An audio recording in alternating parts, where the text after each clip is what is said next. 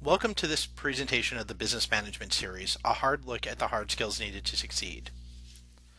During this presentation, we will explore the definition of a business manager, examine how companies define business skills, discuss the APBM PLS survey on business management certifications, review the findings of that survey, and we will conclude with some additional points for consideration and reflection. The Association of Professionals in Business Management has created the following definition for what constitutes a business manager. In many organizations, the definition varies. For some to be considered a manager, you have to have people management responsibility. For others, P&L responsibility. And still other organizations, you must have both. As the APBM definition shows, business managers come in different forms, but most importantly are represented in all functions across the organization, regardless of title or tenure. Based on this definition, we sought to understand how corporations viewed business skills and what business skills were most important to organizations. These central questions formed the basis of the APBM PLS survey on business management certifications. Providing additional context for our survey, we began with an understanding of how organizations typically view business management skills within the training and development curriculum. Broadly speaking, most organizations view the core business management competencies in four buckets: planning, organizing and staffing, leading and motivating, and controlling. What we have typically observed is that the curriculum to support these competencies consists of programs with a heavy emphasis on soft skills, such as coaching, team building, presentation skills, and performance management. We believe in many cases that this curriculum approach is driven by the organization's perception that new hires already possess the business skills, or as we're referring to in this presentation, the hard skills needed to succeed.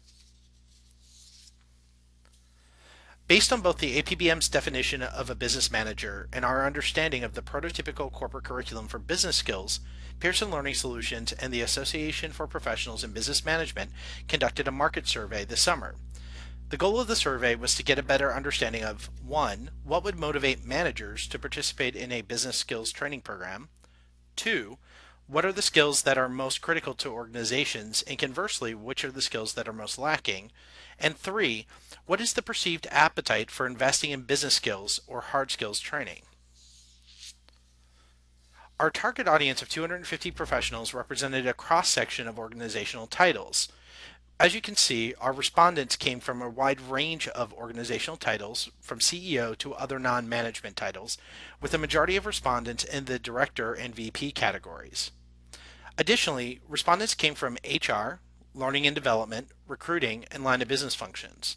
Finally, respondents represent a range of organizations, both in terms of their size, number of employees, and the industries in which they operate.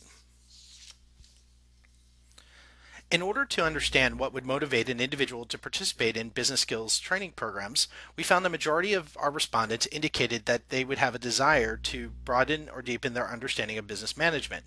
As you can see, more than 57% indicated that would be their primary motivation. This may come as a surprise, but this was placed ahead of getting promoted, and significantly so over establishing credibility with their colleagues, with only 10% of respondents indicating that their motivation would be increasing their earning power. We believe that this is reflective of a manager's desire for meaningful developmental experiences. Interestingly, mandated courses, while seeming like a fine strategy to fill seats, is not an effective motivator with this population. Further, we believe that the desire to broaden and deepen the understanding of business management is reflective of the fact that there is not a common entry point in which managers enter into their chosen profession. In other words, managers, like employees, enter the organization with a variety of educational experiences, and in a lot of cases, those experiences are outside of the realm of business.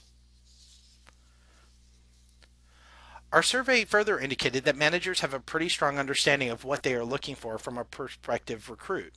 Viewed here alongside the skills most lacking in their current department, you can see in Figure 3 on the right, general management, operations, marketing, and quality and process management are among the most desired skills for a job applicant to possess. Interestingly, general management, leadership and strategy, quality and process management, and international business are also identified as the skills most lacking in the organization. When asked to identify the overall distribution of spending, seen here in the figure on the right, a majority of the spending in training and development is in core business management, the hard skills category. However, based on the distribution in the context of the skills and knowledge identified as the most lacking in the organization, it is clear that there are opportunities for learning and development professionals to build a case for rechanneling some of their training investments into more of the core business management training.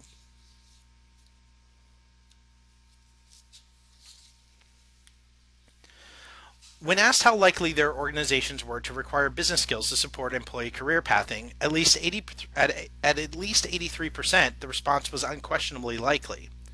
What does this tell us based on the data we've already reviewed?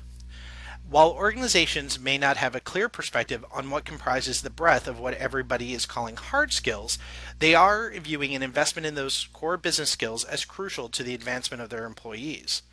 The key message here is understanding what skills are most important to the organization is crucial to the learning and development function.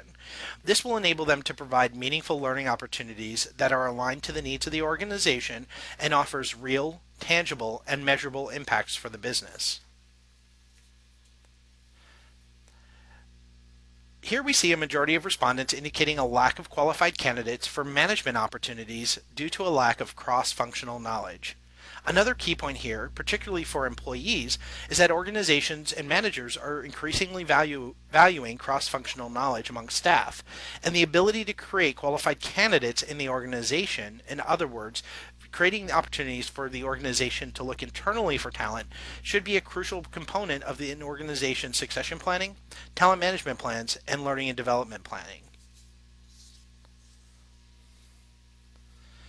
As we continue to look at the opportunities to build talent internally and reskill current staff, we find that a large number of our respondents, 60%, indicating that it was very likely that they would invest in reskilling their current staff to fill cross-functional positions.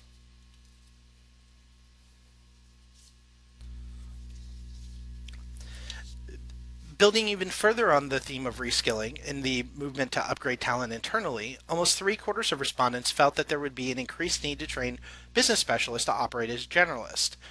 This trend provides an interesting challenge to organizations. How do you bring together skill building opportunities so that they provide a common skills and knowledge platform for specialists so that they have a generalist understanding of the total enterprise? For most individuals in the learning and development sector, this fact may be a bit difficult to stare at. Here we see that despite the fact that our respondents had a clear view of the business skills most needed and most critical to the organization, a majority of organizations surveyed, 81%, did not measure the management competencies through independent testing or through a meaningful continuing education program. We are sure that many of you will agree that this is an opportunity for measuring competencies through independent testing, and that to do so would provide the organization with a better ability to plan developmental experiences for their managers and their employees. Our survey also explored the perception of respondents on the value of the MBA, and particularly in the differentiation of top performers in the organization. A majority of respondents, 58%, indicated that the MBA was not a differentiator among top performers. So naturally, we asked ourselves where this perception may come from.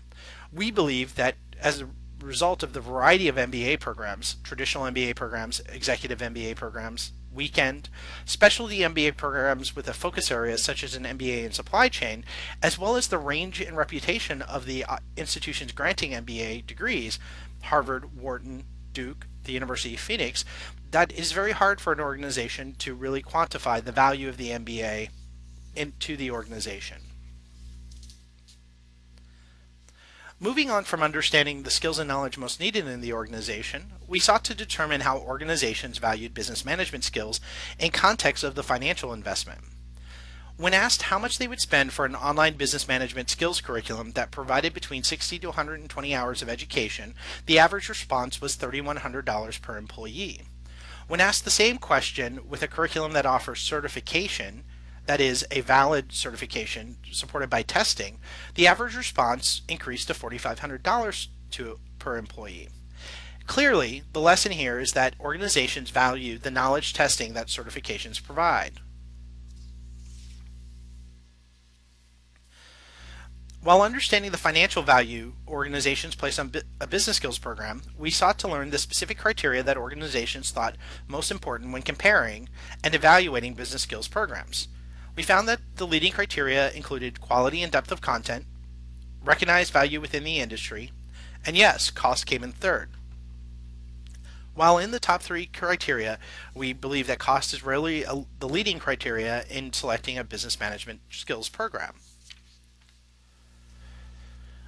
Lastly, we asked our respondents to prioritize future training spend, and we saw significant increases in anticipated spending in sales and productivity training and a decrease in communication and interpersonal skills training, while the projected spend in core business management skills training remained flat. In the category of business management, while flat, we saw an anticipated increased demand for training in general management, leadership and strategy, quality and process management, and human resources management, as well as international business. We believe that if there were a common definition by which core business management skills were defined, that some of the projected increases in productivity and sales training would be reclassified as core business management training activities.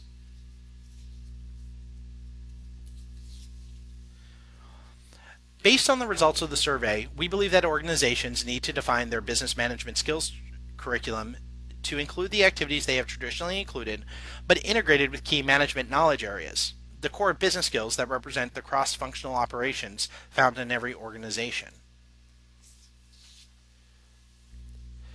This presentation has explored the definition of what is a business manager, how companies define business skills and value business skills, the APBM PLS survey on business management certifications, and the findings of that survey.